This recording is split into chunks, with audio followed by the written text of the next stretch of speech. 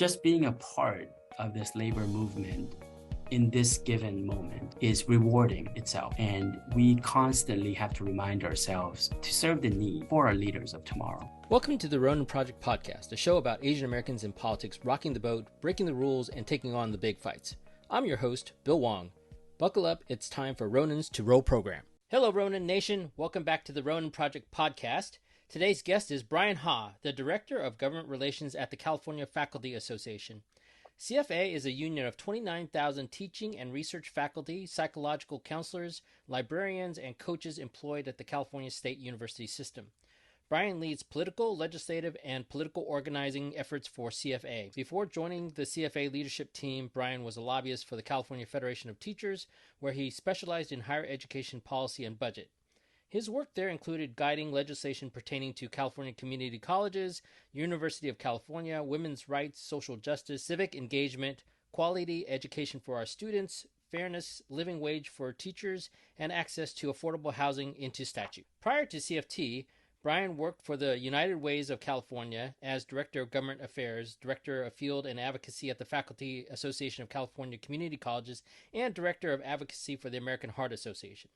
Bryan spent nearly a decade with the California State Senate, serving as Chief Consultant to the Joint Committee on the Arts and as Legislative Consultant to Senator Jack Scott. While at university, Bryan was Student Body President at California State University, Los Angeles, and participated in the Senate Fellowship Program. Bryan has devoted his career to working with public service organizations as they sought to be active participants in the political process in California. Without a doubt, Bryan is a power player in California politics and a rising star among union leaders. Welcome to the show, Bryan. It's great to have you. Thanks, Bill. It's great to be on the show. Let's start off with some of your biggest wins this year for faculty. Can you elaborate on some of your recent victories in the state budget and bills you led to passage last session? Sure. In terms of budget win, we settled on a contract negotiation. At CFA, we diligently worked to protect faculty health, safety, and rights guaranteed under our collective bargaining agreement.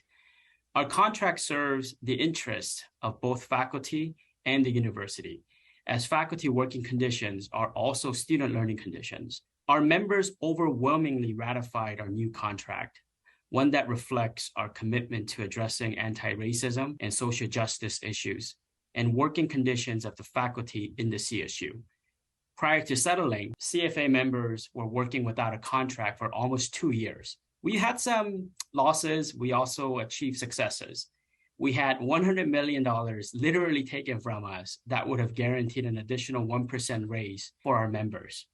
But next year, you can expect my team to work on restoring that money, possibly a lot more. This year, budget also includes $30 million for student mental health services and additional $6.5 million for rapid rehousing for houseless and housing insecure students, a one-time $10 million investment in faculty professional development, and more than $55 million towards ethnic studies curriculum expansion.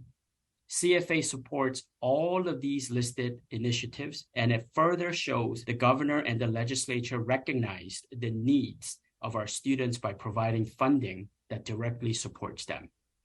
In terms of legislative win, we enjoyed another successful year. We got 4 bills signed into law. We decided to take on far more pressing issues, such as taking on big oil, protecting our environment, and continued our work on addressing police reform. 4 of our bills signed into law include AB 1997 by Assemblyman Mike Gibson, creating a task force to develop a report on emergency response program at the CSU. Second bill was SB 886 by Senator Scott Wiener, University Housing Development Project for faculty, students, and staff. Third, AB 655 by Assemblyman Ash Kara, Law Enforcement Accountability Act. And last one, SCA 10 by Senate Pro Tem Tony Atkins, Reproductive Freedom, which became Proposition 1 in next Tuesday's election. That's an amazing record. It's always quality above quantity. And for our listeners out there, it's hard to put into context, but these were big wins. And I think more importantly, not only are they just wage-related wins, they are wins that go across overarching cultural and social issues that are very important to the state of California at this time. In fact, CFA is an outspoken advocate for equity and inclusion. I have had some very difficult jobs, but I honestly can tell you this is one of the best jobs I've ever had. At CFA, they really value staff and staff work. They are so kind, every one of our leaders, starting from my president, Charles Toombs, all the way to my political and legislation chairman, Stephen Fillings, to some of our legends at CFA like Cecil Canton. But we have so many members here that really appreciate the work that we do as staff. That's very cool. That's the dream. Yeah. For people who know you, they know that Dean Murakami, who was a great champion here in Sacramento, played a huge role in your success and political trajectory. His passing was a huge loss to the AAPI community and House of Labor. Can you tell us a little bit about Dean, how you met, and what were the big lessons he left you? Of course. Dean was my best friend, mentor, and a father figure to me. Dean was a long-time and lifelong labor leader here in Sacramento. His work spans over 3 decades. Most people don't know this fact about Dean, but he was a rocket scientist. He obtained a PhD in psychology and used to run the NASA lab over at UC Davis. This was one of his first jobs. He sent mice to space to study their behaviors, which significantly helped NASA scientists and astronauts as they were sending humans to space. He then went on to securing a teaching job at the American River College. He would go on to become the longest serving president of the Los Rios College Federation of Teachers, also known as LRCFT. In short, and without getting too emotional, Dean taught me everything about labor politics. He also helped shape my career by mentoring me in every step of the way. His legacy will continue through my work and my children's lives, whom they referred as Grandpa Dean. That's amazing. Dean was such a great leader. He instilled in a lot of us, and I can see it in how you carry yourself. He instilled a lot of courage in Asian American leadership. He was a outspoken advocate for ethnic studies. He was a coalition builder, and not only from labor and community, but also ethnic communities. He set such a tremendous example. People like that are the shoulders that we all stand upon, and the commitment that they made to making sure that Asian Americans have a voice as well as a substantive part of the political process. Yeah. He really deserves a lot of credit, and when he was around, there wasn't a lot of credit to go around. I mean, he should have been recognized by the caucus, and we got to do a better job giving that type of recognition to the people that laid the groundwork for us. Exactly. This is why I dedicated my award this year from the API Legislative Caucus to Dean. I had nothing but respect for his work, and just the fact that when he started within the labor movement, there wasn't even a handful. He would tell me he was the only one in the room. Yeah. And I believe that. But what it also made me realize was the struggle that he had to endure just to stay within this labor movement. And because he stuck around, he laid the path for someone like me to continue building on his path.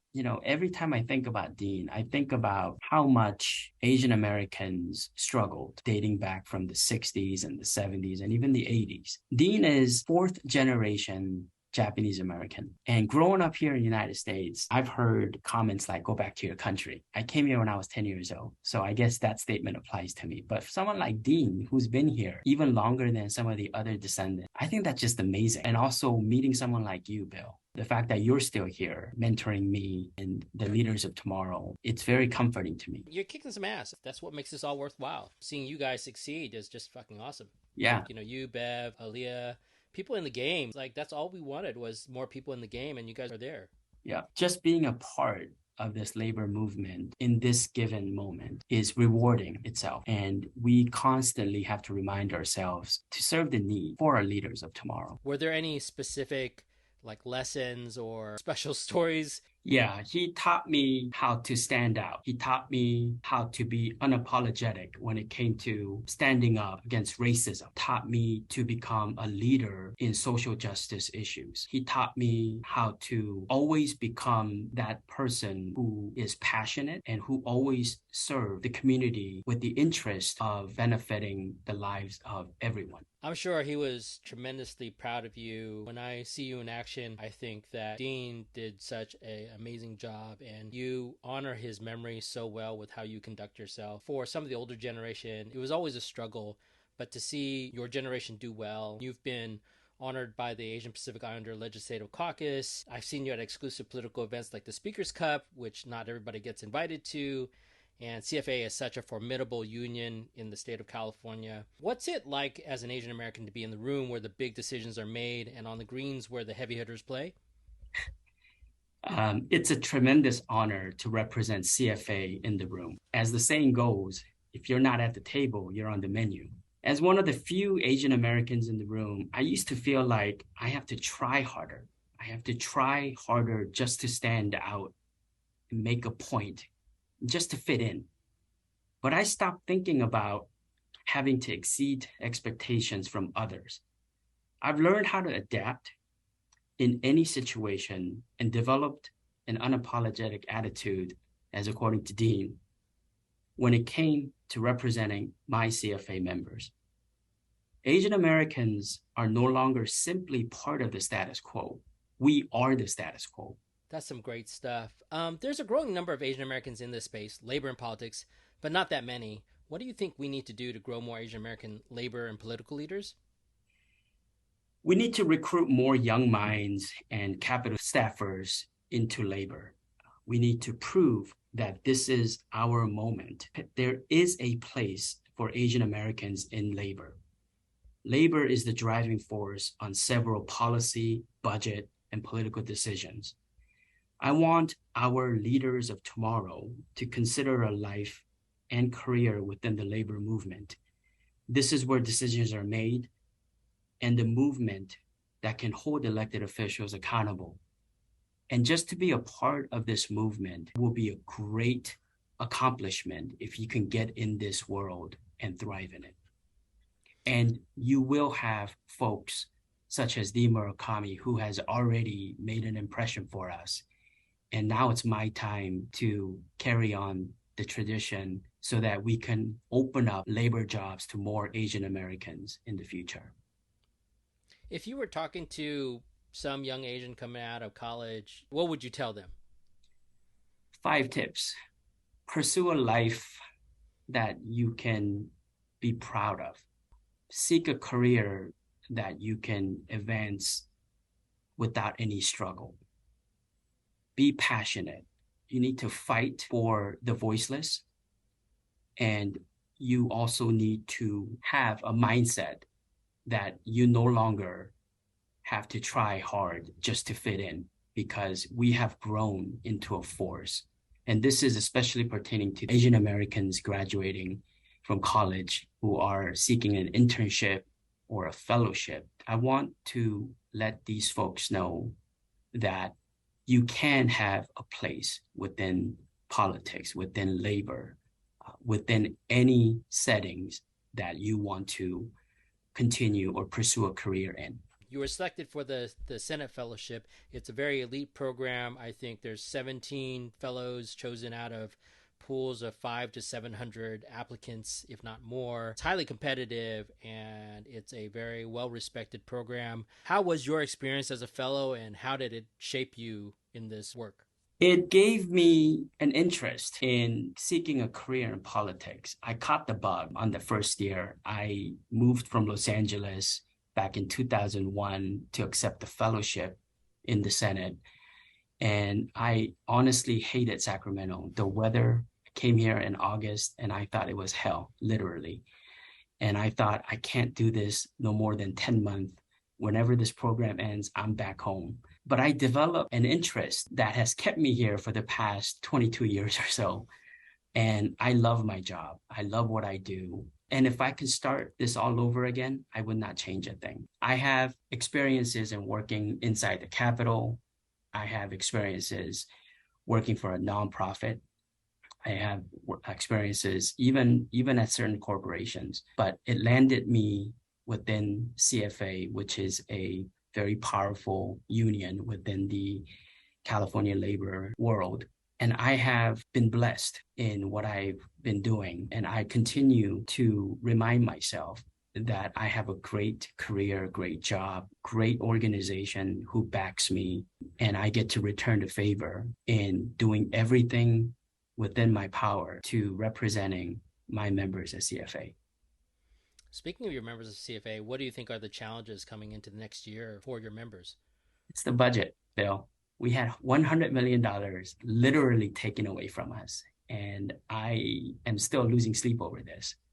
There was an agreement made between the legislative leaders and the governor, and that money was taken from us at the 11th hour. I don't think anything like that has ever happened to me as a staffer. I'm talking about over the span of 22 years or so. I have never had an agreement taken away from us at the 11th hour. So next year, we will be fighting harder. My team, in fact, will be fighting harder to restoring that money and hopefully rebuild hope for my members. Yeah, give our listeners a little bit of context because overall, I think the general perception is that faculty is underpaid. And you guys have been without a contract for a long time. So, I mean, what kind of like real life impact, if you could put it into normal words, is that for faculty? How does that really affect them? Yeah, I mean, some of our lecturers, they struggle. They struggle a lot. Mind you, we have worked without a contract for the past 2 years. 2 years is within the time frame of when we entered this pandemic, and we're just slowly getting out of it. So the working conditions, you can imagine, it was horrible. And when we came back to work, many of our members still didn't know what type of working conditions they had to return back to work. And there is the stigma that teachers and professors, they don't work 365 days a year. They think people are overpaid. That is completely false. This is one of the hardest professions out there. And I challenge everyone, whoever don't understand what teaching is, stand in front of a classroom in front of 25 yelling kids or 25 grown kids or grown young minds trying to challenge you every day. This is one of the toughest jobs out there. And I commend all of our teaching forces, staff at the universities and also K-12. I commend them for their passion, for their commitment, and for what they do for our youth every day. These are people with master's degrees and PhDs, and they could be making so much more money doing other stuff, just making money, but instead they've chosen a career path of service and education. And to be quite honest, California wouldn't be where we are today without the level of higher education that we have available to the public and at a very affordable rate. So the CSUs are critical to California's economic success. And we produce the most number of teachers, nurses, police officers, firefighters. If you name every state jobs out there, we have some connections to these mass careers. And you're absolutely right. Many of our members with masters and PhDs, they could make a lot more money if they chose another career path. But most of them want to give back to the communities where they are from. If you look at some of our growing diversity within the CSU, it's just an amazing feeling. The fact that some of our faculty members are starting to look like our student population is something that I can really be proud of. When I went to college back in, I'm dating myself now, 1995 to 1999, at Cal State LA, I saw that diversity. But in other universities like CSU, Chico, or Humboldt, I don't imagine that was the case. But today, after almost 2 decades later, I can see us transforming into the direction that I feel comfortable. And I want this trend to hold. You know, maybe it's my own personal bias, but having spent years in politics and hiring people right out of college, I always thought that CSU produced tremendous students that came out of the CSU system. They were a lot more scrappy, a lot less entitled than students coming out of the glory schools that are out there. I made it a point of actually hiring CSU grads because they just brought in a much better work ethic than some of these other students that went to prestige schools. I don't think I ever hired anybody from Harvard or Stanford. But that's a little bit of my bias toward Cal. I would never hire anybody from Stanford. That's probably socially wrong, but that it is what it is. But, to be very honest, the CSU grads, they were scrappy. They were definitely down to do the work. Exactly. I won't judge you, Bill. Never. Any last words of encouragement for the Ronin Nation out there? Yeah. As a labor lobbyist by trade and heart, I would be remiss if I didn't end this podcast by plugging in labor. Labor is often described as a central force on political issues and in our communities. Today, our work has evolved a bit. No longer solely focused on traditional union issues. These days, we are becoming the heart and conscience of our communities and our country.